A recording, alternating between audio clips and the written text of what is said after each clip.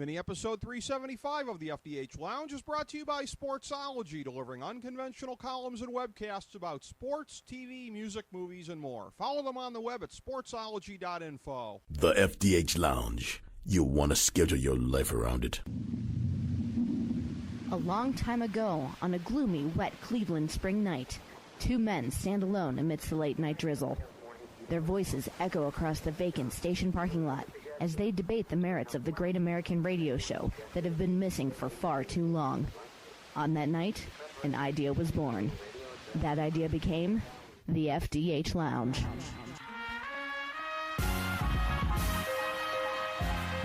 Welcome to the FDH Lounge. Welcome to FDH Lounge, mini episode number 375.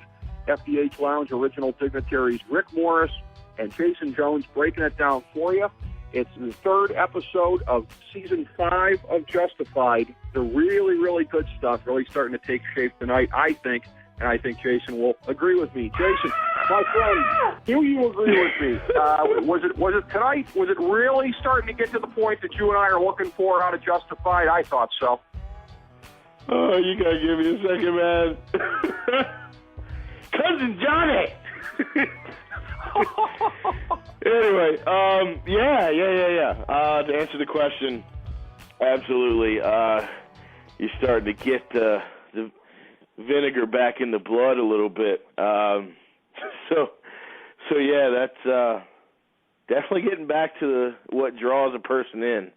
And I don't know if you mentioned it, but the Boyd and Wynn Duffy BB gun scene probably just shot up to my probably top 3 not critically important scenes of the entire series. That was a great, great scene. I was thinking of you. I was laughing watching it, thinking, oh, Jason's got to be going out of his skull laughing at this. And I'll tell you what, it's interesting. You and I talking over the weekend off air, and I mentioned to you, and by the way, and the Johnny Crowder thing is what I was alluding to. I'd read a little bit of speculation that Johnny was behind this, particularly because, again, that hoe that they showed on there last week, that was Johnny's main hoe at the Audrey's. So I remember I said to you, I said, I'm not going to tell you who it is then if you don't want to know, but the Audrey's connection will come into play. So you wanted to be shocked, and it sounds like you really were when it happened. Yeah, what you heard was, 30 seconds after I'd muffled myself. The funny, when you mentioned that, I kind of had a thought that if it's somebody we know from before that isn't currently in the mix, it almost had to be Johnny. I just don't know where else we would have gone with that. But it's more astute of you to notice that Candy was from Audrey's, because I don't remember her at all. Well, if you remember, I knew that there had to be season, some connection. You remember the one that was doing the thing late last season when the hunt was on for Ellen May, the hoe that was really jealous of her. How come everybody only wants to talk about her? I can do stuff that they ain't even thought of names of yet. Well, actually, that's the thing where, again, and this goes back to, for as much reading as I do on the Internet, blogs and blog comments and message boards and just all kinds of different things here, trying to learn more about what people are doing with the show and what their thought processes are, so that we can talk about that and incorporate that into what we're doing here. Yeah, that's where I came across the lead, that it might very well be Johnny Crowder. And, again, the show did an amazing job of keeping this under wraps, though, because, again, there were some breadcrumbs there that you didn't hear anything about, oh, such and such actor is coming back to the show this year. They left it a mystery. You knew that Raylan and Rachel didn't serve them up to the Detroit mob and the Boyd's thugs at the end of last year. You knew that they got them out of the bar somehow. And they just kind of left it hanging there, because even before this came into play, I was thinking, hey, what happened to Johnny? I'm sure they'll address that at some point. Boy, will they, because however Johnny got out of there, and that's a backstory that I'm sure is going to be covered, and whatever ended up happening, it's very, very interesting, because he's been the beta male of the Crowder crime family ever since Bo kicked the bucket. It's been Boyd that's been in charge. Boyd got him back into the game, largely because of the physical handicap that he has suffered. So the notion of Johnny Crowder, a guy who before he got gut shot probably would have been a match for Boyd, this could make it very interesting going forward. This is exactly why we're doing it this way, because it's still trying to sink in, exactly what's going on and what that means. The question is, because I agree with you, the second we kind of got through episode 1 and even part of episode 2, a little part of you has to go, I feel like I'm getting gypped.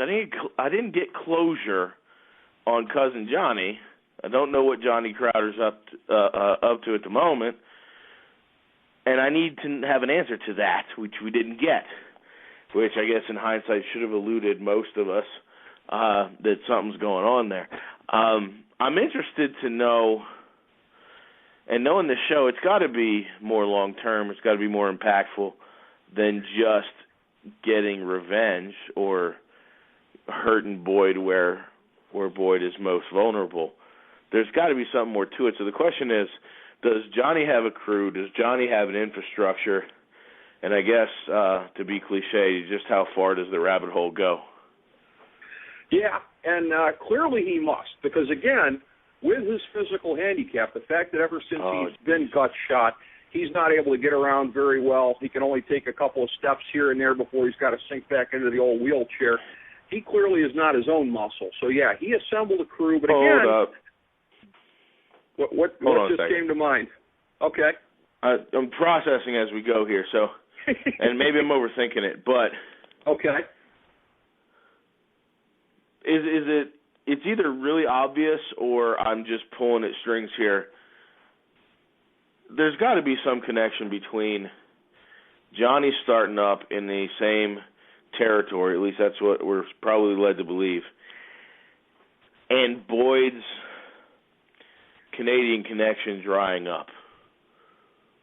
Like maybe there's one of these perfect opportunities for Johnny to strike up a relationship with the Canadians or someone else that can supply him and, in effect, try to steal the whole damn thing from Boyd. Well, and that would be Johnny's aspiration. We're going to find out over the course of the next couple of episodes. These are going to be the defining episodes of the series, I think, for Johnny Crowder, because you had the thing at the end of last season where Raylan was kind of lecturing him there at the end about, you griped about all this stuff and the stuff that was Boyd's fault, but this is what happens when you're just a small-time S-ticker like you. Raylan sees him as being a small-timer, a wannabe. Again, and he was kind of, he was certainly the beta male to Bo Crowder, but they all were the beta males to Bo. Bo was the big swinging member of Harlan County when he was alive. So we haven't had a chance to see Johnny in this role, but yeah, he must have put together a crew. He knows how to do it.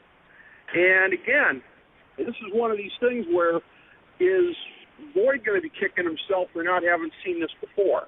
And again, Boyd probably has a grasp of the backstory that we don't, because he would probably know what the circumstances were when Johnny disappeared from the bar there, if the marshals dropped him off some other place. So that's all got to get filled in. But much like the plot twist from last week that we didn't see anything of tonight, which was Art finding out about Raylan's role in the assassination of last year's big bad Nicky Augustine. I said to you last week, I said Art might be kicking himself for not seeing it coming. Boyd's got to be kicking himself for not seeing this coming, because if Johnny was off canvas and there were things happening and it indicated a certain familiarity with that, this had the markings of, if not an inside job, a job done by people who knew the inside, certainly. Yeah, well, there's a lot to digest there. Let me just say real quick, the Art thing I don't think is going to reveal itself for quite some time. I think they laid that You're seed, right. And being that it's justified, they'll probably just tuck that away and hope you forget about it and then spring it back later. It'll be a slow burn, you're right.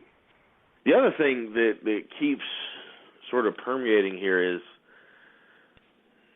not only should Boyd have seen it coming, but he's probably going to hate himself for not at least keeping it on the back burner, because Johnny was trying to make moves to burn Boyd at the end of last season that Boyd is aware of. Yeah. Like, this shouldn't be a complete surprise, and it's almost like when he took the phone and went through the last call and made the call, like the second he knew it was Johnny's voice, it was almost like he knew it was going to be Johnny's voice, which may bring into question how he responds. It would be interesting to see if this is one of those, just sheer reaction, or was Boyd always expecting this, and does Boyd have a plan to, do whatever he's got to do? But more importantly, all of these details go back to what you said last week, and that is that we are seeing a new Boyd as opposed to reverting back to early Boyd. And I think this, along with, I think there was a huge revelation. I don't mean to jump around on you, but just if we got to hit this even for a moment, we can come back to it if you'd like. Going into the visitor area at the women's prison. Yeah. Any man who's been in a significant relationship, if not married, knows in that situation you don't just walk in and demand stuff.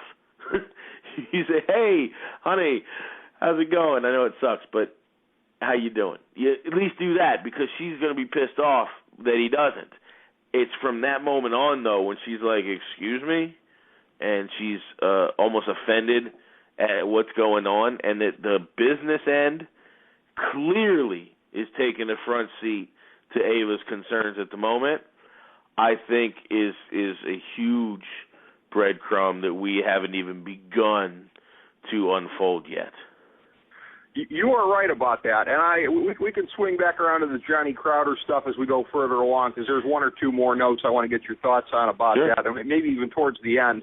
Might be nice to go full circle with that.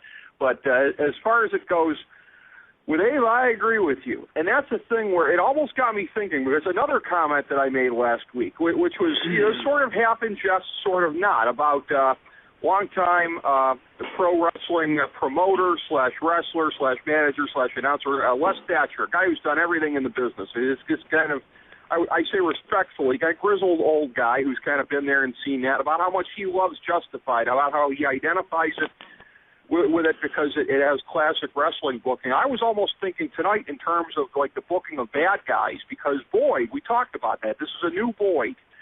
On the surface, there's some things going all the way back to the pilot of Justified, but this is a new Boyd reacting to this extreme stress and pressure.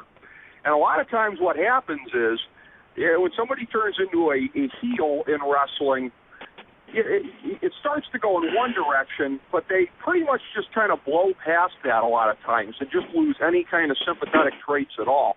We're seeing a Boyd who, for the first time tonight, threw it back in Ava's face. Hey, you told Jimmy not to help you with the body. Hey, I didn't tell you to kill Delroy. And that scene with him and the Russian chick at the end there, you can cut the sexual tension with a knife in that scene there. They started to tease that last week between Boyd and her in that hospital scene. So we're looking at Boyd Crowder. He was driven over the edge by what happened with Ava, but that's what I'm wondering is, when you descend that far into the madness, Jason, do you lose even the thing that drove you there in the first place? That's what I'm starting to wonder. Well, the first thing on that, I kind of wish we had like a webcam set up and we could pipe in the video while we're having this conversation. But as Sam is dealing with my son and playing away from the action, I'm literally at the edge of my seat because I'm exactly what they want. I'm putty in their hands, and I literally am watching this, talking to the television, yelling about, Boyd, what are you doing? Create some space. Get your hand away from where your hand is. And like, it's almost like I'm the Jiminy Cricket conscience of Boyd Crowder trying to tell him not to cheat on Ava.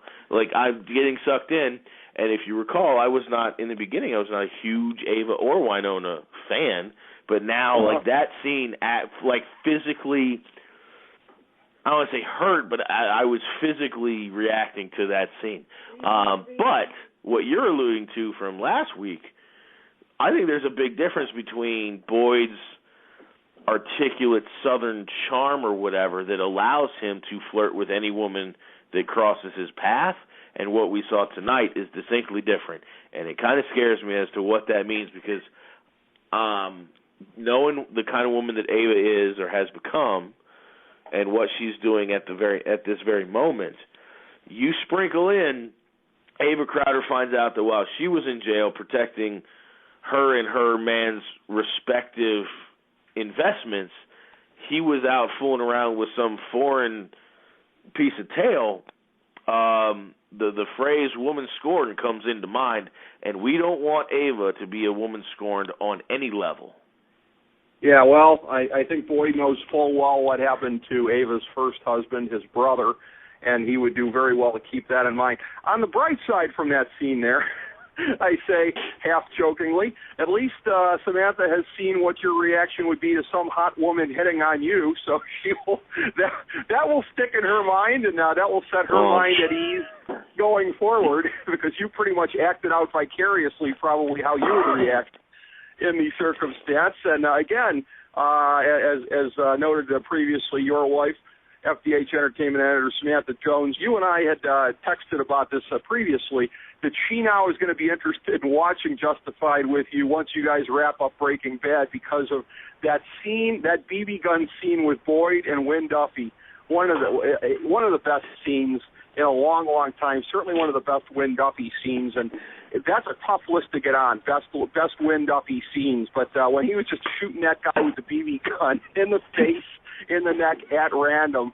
The funny part about that is, and I'll get into the Wynn Duffy crossover here in a second, but the funny part is the moment the camera shows you in the bar, as Boyd is walking in, and they say, had this on him, and Wynn Duffy has this typical Wynn Duffy, just a crack of a smile, and he goes, oh, this is one of those that the harder you cock it, the faster the BB comes out, right? And I don't know about you, but I actually said out loud, oh, this is going to be ugly.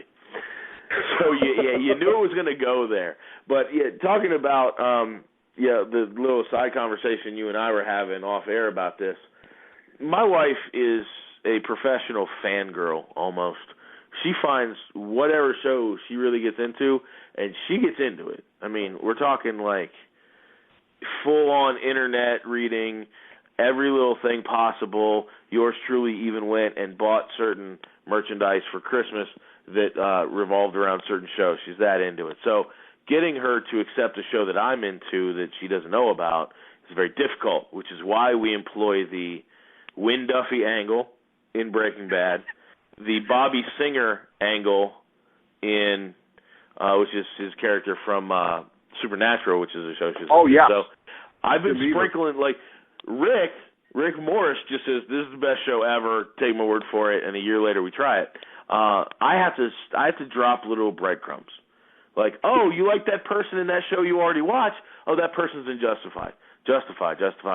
So eventually she was bound to accidentally see a scene that was awesome, and that was one of them. So thanks to Wynn Duffy for wrangling her in on that one. We just got to wait till we get through Breaking Bad. And I promise that's the only reference to Breaking Bad I'm going to make today. Yes, Wynn Duffy for the win, ladies and gentlemen. And that was unbelievable. Again, we've talked so much about the Boyd stuff tonight because, again, that's the stuff from tonight's episode that's really going to drive forward in the season. Essentially, you had the three subplots tonight. You had the Boyd stuff. Obviously, Raylan is always going to have a big subplot. In Raylan's case, it's the house he's living in, which the funny thing is that the name of the fella that whose house he's staying in, you and I have talked about this as far as me picking up on things. This is something I picked up on, but it apparently doesn't mean anything. The last name of the guy, the money launderer, where he is staying in the house, and for the moment, embarrassingly, I have forgotten the last name of the guy. Oh, Monroe. I believe it was Eve Monroe last year that was the apparent widow of Drew Thompson. Remember the woman that was on there, and is she a psychic or not a psychic? Her last name was Monroe also, and that apparently is a coincidence or really? There is a tie-in. Yeah, they have yet, because when I heard the Monroe house earlier in the season, I was like, Eve Monroe, they're bringing her back? What, really? But because if I'm not mistaken, when they questioned Eve Monroe, they kept asking where her husband is, which I assume they meant is Drew Thompson. Yeah. But then there was also, I could be wrong, but I could have sworn that there was some, like she didn't know where Drew was, but she was with this other guy now. You see what I'm saying? Well, okay. I don't know that there's a connection there, but if there is, and they're just waiting to divulge it, that'd be awesome. I love it when shows do that. I think that's probably too much for us to hope for, but leave it up to you to find some connection like that. It sure flew past my mind. Well, it probably means nothing, but the whole thing tonight of now they've got Rachel staying in the house.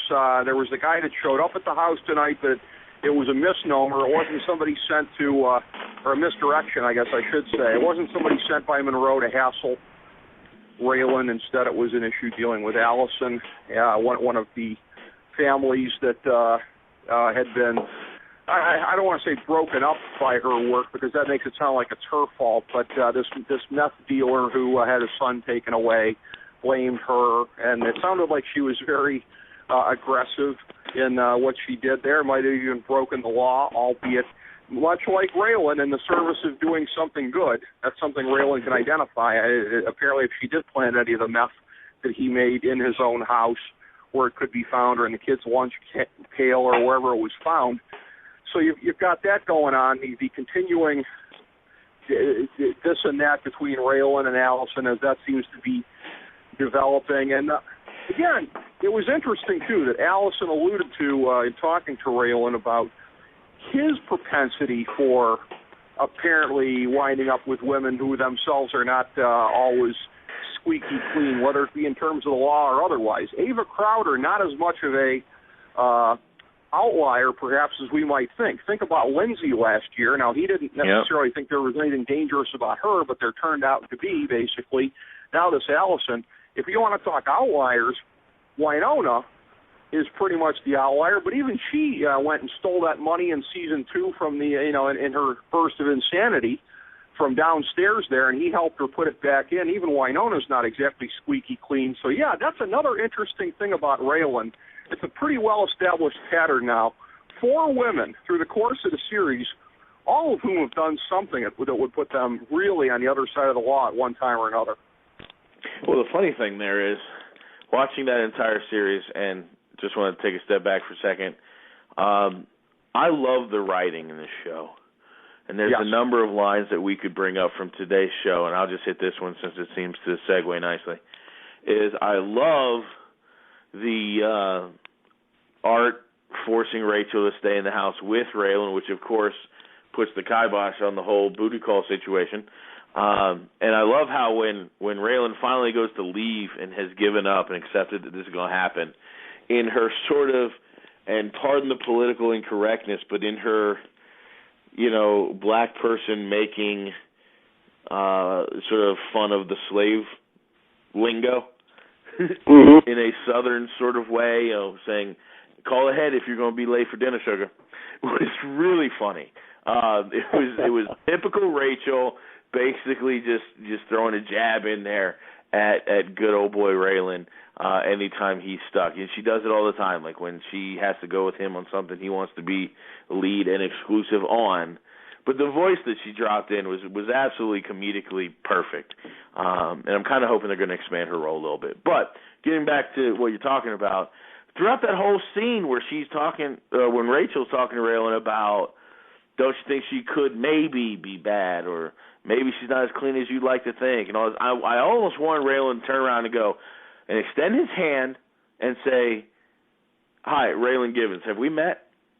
I mean, come on, this is all second nature stuff. Of course she's not squeaky clean, and of course she's a little bit of trouble, and of course he would not have a problem with that, because as long as we're chasing the greater good, Raylan's probably on board with bending the law as much as necessary as long as the end conclusion is right.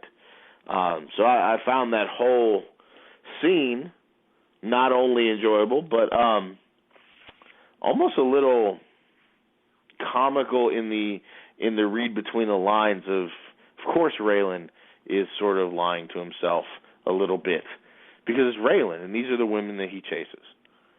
Absolutely, and by the way, the great Natalie Z, who I believe is on The Following on Fox, that was something that our good friend Kathy Pullins from the Pullins Group in 21st Century Media Alliance, and wife of my longtime friend Scott Pullins, she alluded to this on Facebook the other night about she found the show The Following to be morally bankrupt. She watched a lot of it the other night. Apparently there was a lot of very gross criminal-type stuff on there. I made sure to post underneath. I was like, hey, any show with Natalie Z, how bad can it be, right? But, it's a thing where really Winona is probably the least dangerous of the four, if you look at it that way. And that's the thing where, again, I have taken exception previously, as I've mentioned, about a lot of women who don't like her because they find her to be too skinny, or sometimes women love to use bony as this catty kind of a term for someone who is slim. But there's a lot of women that unfortunately post a lot of bad things about Winona, and unfortunately even Natalie Z herself on message boards, particularly because of the aforementioned body issues. But it's a thing of where she really is the least trouble out of the four, and you almost kind of wonder in a backwards kind of a way, hey, if she was more trouble, might Raylan be working harder to make it happen with her in an odd kind of a way? I don't know. The psychology on that's kind of twisted. As we keep referencing back to the previous episodes we've done, part of me wants to keep in the back of my mind this sort of end game, whatever that's going to be and whenever that's going to be.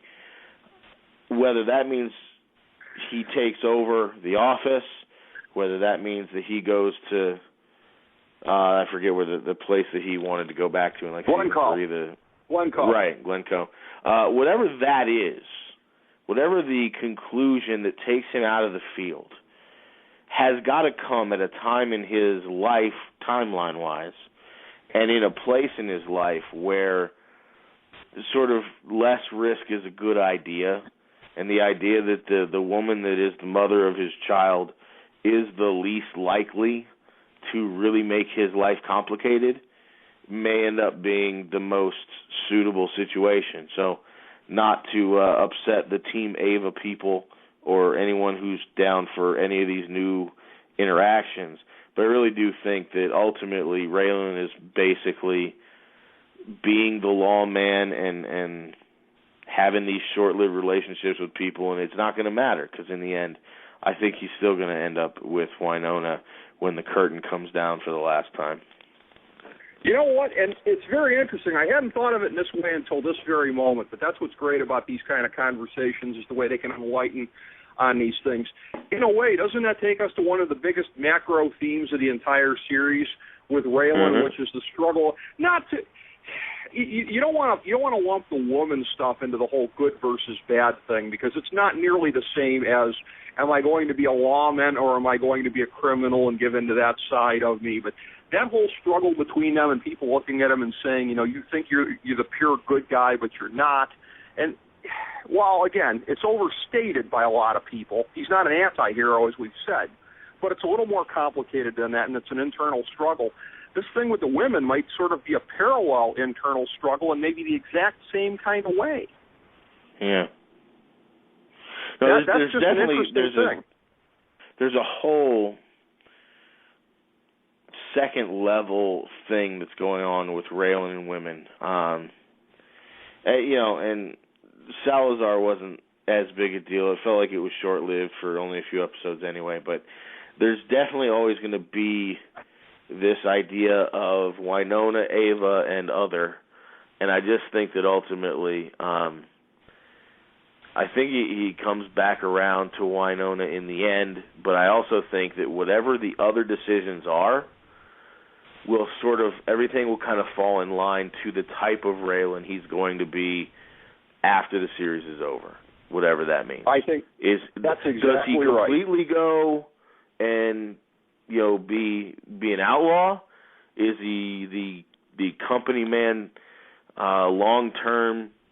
Going to be the boss of other lawmen, or is he just going to walk off into the sunset? And I think no matter how you slice it, it ends up with Winona. And I do think that one of those three scenarios ain't happening, no matter how bad some people may want it to. The outlaw thing's interesting. I never contemplated it, but the idea of him throwing down his badge and kind of co-leading a crew with Boyd at the very end would be kind of amusing. I don't think that's what they're going for, but it's fun to think about, but it's not happening. There's no way. No. We could sit here and write fan fiction about it, but that's as far as it'll ever get. Before we get back at the very end and go full circle with Johnny Crowder, let's just touch on quickly here. It was the third subplot of the night that got the least screen time, but again, you started to see the seeds getting planted for what's going to come later in the season here in the Crow family with Dewey, and he was sort of bristling at what was happening with his cousin there, and again, his cousin trying to sick him on Boyd, and Boyd deflected that pretty easily, but you're starting to see here as well all the different fronts that Boyd is fighting this year. The thing with Mooney that we didn't even really talk much about. How's Mooney going to go? Is he going to stay bought by him or go back to lead a funeral home guy? And Johnny Crowder. The Crow family specifically is going to be a big thorn in the side of Boyd. And you started to see it here tonight. And Wade Messer, the sacrificial lamb, because he's been the guy that's been funneling money back to Boyd. But you're starting to see how that is going to flesh out. And much like when in Season 3, you had Robert Quarles, who was kind of an alien force from the outside who was doing battle with Boyd. You're going to start to see that again, I think, with the Florida Crows and Boyd. To be honest with you, that's probably the storyline I'm most interested in today. And maybe that has something to affect it and do a whole lot with it. And I know that essentially most people are looking at it, they're always going to come back to Boyd and what all that means. And yes, that is critical. But right now, I think the Florida Crows thing is so critical to what's going to happen by, say, season's end. I thought that Rappaport as, what's his name?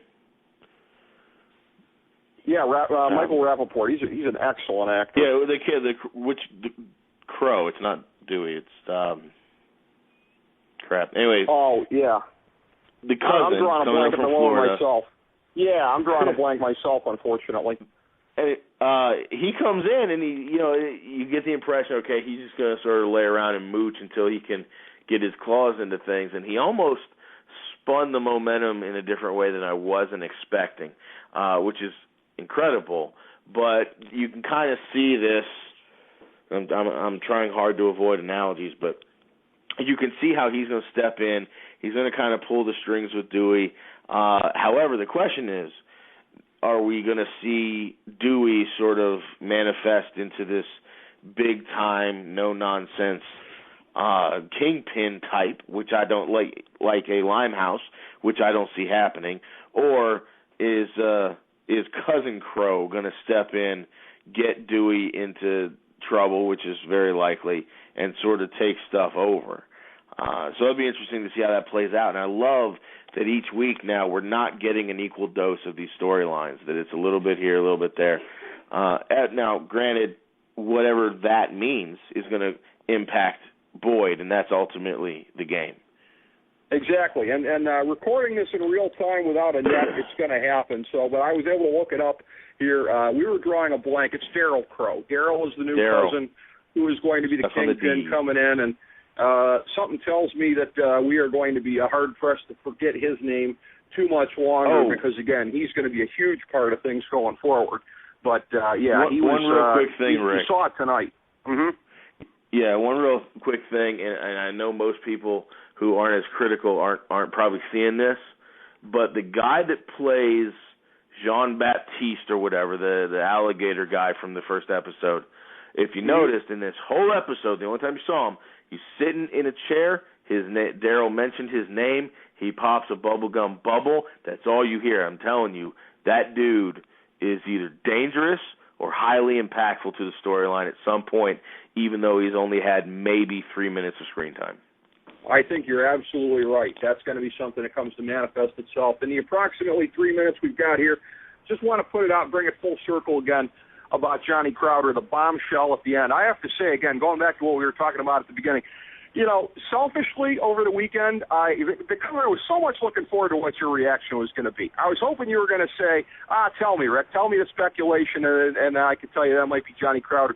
But I'm glad I waited, and I'm glad you had me wait, because hearing it tonight, hearing your reaction after you saw it on TV in real time, again, just an unbelievable twist on this show. One of the best ones I think they've had in quite a long time. And like you said, the Crow stuff is going to be the biggest stuff probably that came out of tonight's episode, the beginning of the arc of the Crows versus Boyd Crowder. But the Johnny Crowder thing at the end was just absolute balls. Yeah, and I don't know how this is going to work, and I get the impression that it's going to be a three-way power struggle, which I'm perfectly fine with. But bombshell is a great way to explain it, and I'm also glad that I didn't have you tell me what it was, because to put it plainly, and I can't imagine explaining it any other way, it happened, and I literally, in my living room, sitting on my couch, the second it registered what just happened, I got up and ran around the living room like Kevin Hart telling a really bad joke. Okay, it was huge. I don't know if it's more that what it's going to impact in the future or the fact that I didn't see it coming. But it was one of those beautiful moments in television that you don't get all the time from every show, where they drop you this bombshell at the end and roll credits that really makes you kind of yell at the screen. And it's lovely when you can have that. Well, props to whoever it was, and I can't even remember if it was the reviewer at AV Club or if it was Alan Sepinwall or whatever. Again, I go through my routine the day or two after the show, and I read everything everywhere, and I saw the speculation that hoe from Audrey's was going to be the tie-in, and if they're using the same actress for that kind of a thing they're clearly trying to show some continuity in it. So I don't remember where I read it, but thumbs up to those people. They saw it coming. And it was a heck of a development. I enjoyed it every bit as much because, again, I didn't believe it for sure until it happened. I will tell you this, though, that the slide that I'm using for this mini episode 375, you're going to love this. I would have changed it if it hadn't been the case. I picked out one with Boyd and Johnny in it, just in case that was going to happen tonight. So that's where we're going with it. But, yeah. Episode 4 next week we got to look forward to. It is going to be incredible, Jason. It is, and I'd love to say that this is the beginning of the snowball catching speed, but something tells me the beauty of this is it'll speed up, it'll slow down, it'll go in a different direction, which is pretty much the beauty of the show and its creators. You really don't know what you're going to get each episode, but each and every episode never really lets you down. It never does. We'll be here to track it as it continues to go forward. Thank you very much, Jason. Great conversation again tonight. We'll check it out again next week, my friend. All right. Thanks, buddy. As we bring the show to a close, we would like to extend our deepest gratitude to NBC, CBS, ABC, Fox, all Clear Channel affiliates, TNT, TBS, USA, UPN, Deadspin.com, YouTube.com, YTMND.com, MySpace.com, various blogs, Fox News, CNN, CNBC, MSNBC, IamBoard.com, Billboard.com, Google.com, ESPN, ESPN2, ESPN News, ESPN Classic, NBA TV, NFL Network, Sports Time Ohio, Athlon Magazine, Comedy Central, Cartoon Network, The Boomerang Channel, QVC, BET, The Spice Channel, Steno Notebooks, Manwich, Papermate Office Supplies, waitresses, strippers, bartenders, garbage men, janitors, microwave popcorn, the writers of The Office, Scrubs, Entourage, My Name is Earl, Oz, Metalocalypse and the Boondocks, Aquafina, and The Periodic Table of Elements.